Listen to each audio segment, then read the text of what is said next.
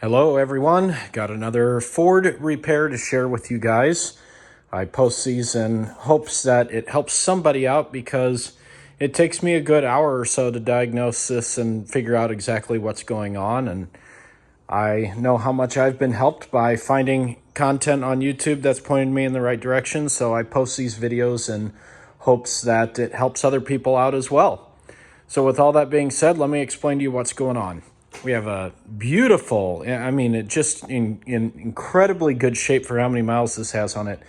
2011 Ford F-250 with the 6.7 Power Stroke diesel. This truck has almost 300,000 miles on it. It's got about 297, I think, as it sits right now. A friend of mine just bought this, and I'm going through it with the fine-tooth comb, fixing things on it. I put an AC compressor on it, fixed an exhaust leak from a broken stud on the exhaust, put a belt on it, and replaced a few bulbs, and that's what led me to the issue I'm facing right now. Here's the situation. In the back of the truck, as most of you know on pickup trucks, you have these courtesy lamps. You have your high mount stoplight and then your courtesy lamps on either side. And I noticed one of those courtesy lights wasn't working, so I thought no big deal. Throw a bulb in it, we'll be good to go. So I take the lamp out, go to put a bulb in it, and as soon as I put the replacement bulb in, both of them stop working. And I also noticed that the interior lights, like you see here on now, also quit working. So I thought maybe I blew a fuse. Maybe there's a problem with the bulb or the connector and it's shorted to ground. I checked the fuse is good. So I scanned for codes and I found this code here, interior lighting output, circuit short to ground. Don't mind this other code up here. This is just from an aftermarket key being used. As you can see, there's no logo on it. So this is just an aftermarket key. That's why that code is set. Everything still works. It's just an intelligent key issue. We're going to deal with that later. But for now, we're going to focus on our lighting issue. Why do these interior lights and the cargo lights stop working when I connect this assembly here? Okay. So when I plug this in, the interior lights quit working, that code sets, and both of these lights out here stop working. So first things first, I started by looking up the code. And basically the definition of that trouble code is it sets when the body control module detects a short circuit on this circuit right here. So you've got your body control module here. You got the 15 amp number 12 fuse for the interior lighting. As you can see, this splices off. One goes to the high mount stop lamps for those two courtesy lights there, the cargo lights.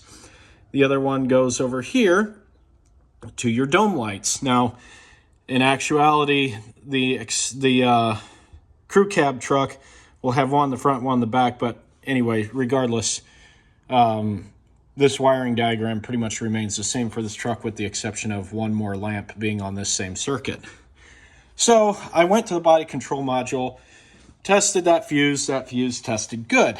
I tested for power output, and I noticed that when I disconnected this lamp assembly, I got power here at the BCM. So that tells me that there's probably an issue either with the BCM or with this lamp assembly here. So I thought, let's test this lamp assembly first rather than just throwing parts at it and make sure that this is actually good. So there's a couple things that I did here to test this lamp assembly and make sure it's okay and not shorting to ground. Now in the middle of this connector here, we have the green wire going to our stop lamp, and then the black wire comes back and goes to ground. So we know that this is our ground circuit right here. So I'm going to connect this negative jumper lead here to the ground circuit of this connector. And make sure you guys can see this okay. There we go. I've got that connected to ground. Now, the power for the courtesy lights or the cargo lights is going to be this one over here, the black with the pink tracer. So I'm going to connect this one here. Now, we're going to measure the resistance and see if we have a short circuit. In other words, there should be about an ohm or two of resistance across these two bulbs here, and we're going to use this multimeter to find out if that is the case. So let's switch this to ohms. Can you guys see that okay? Yep, here we go. Okay, now we're going to hook this up here and make sure that we have at least an ohm or two of resistance. Okay, there we go. We have about 1.2, 1.3 ohms. And that's about what I expected to see for these bulbs, okay? So there's not a short circuit to ground. If there was a short circuit to ground that would blow the fuse or cause a BCM to act up, it would read something like this, okay? So that's what the leads just shorted together like that. That's what a short to ground would look like. So we know that there's some resistance going across these bulbs. That's most likely working fine. But how much current is this drawing here, and can we verify that these lights are actually working? So the next thing I did was I took my jump box here, as Neutral Drop would call it, the world famous jump pack. And what I'm going to do is I'm just going to connect this, lamp assembly to the bulbs here. And we'll see if they power up. And as you can see, both of those bulbs light up just fine. All right.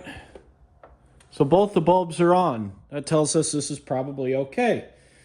But I also wanted to go one more step and see how much current this is drawing. So the next step was to switch this voltmeter to amps here. Okay, so we're going to measure our current, put that on the fused amp setting there. And we're going to put this amp meter in series with the bulbs here, or with this circuit. So let's see, it's going to be positive here, and then negative is going to be on right here. Okay, there we go. As you can see, both bulbs are working. Now, how much power are we drawing? We're drawing 1.66 amps. So that's about right for those two bulbs to be working. That is well within spec. So what does this tell us? This tells me that the issue is not with these bulbs, it's probably with the body control module. Now, these body control modules on these Ford trucks are known for problems. There's a couple issues that you really want to look for with these body control modules on these trucks. Fortunately, they're not too bad to get to. You just kind of have to know what you're doing here. So it's right behind the fuse panel here, so you pull that cover off, and your fuses are underneath this little plastic cover here. Just pull that off. There's our fuses. But what you want to be looking for is corrosion. And sure enough, if you look really close, see that brown connector there? See that corrosion? Although that is not the actual connector that controls the lighting, the exterior lighting here, that's actually this connector here. It still tells me that there may be some water or something in this body control module causing these issues. So while I don't actually have the new body control module yet, I'm 99% sure that our issue lies with this body control module here. And the fix to this would be clean the corrosion off of that connector in the terminals, replace and program the BCM, and that should fix our problem. But like I said, I don't have the new body control module yet.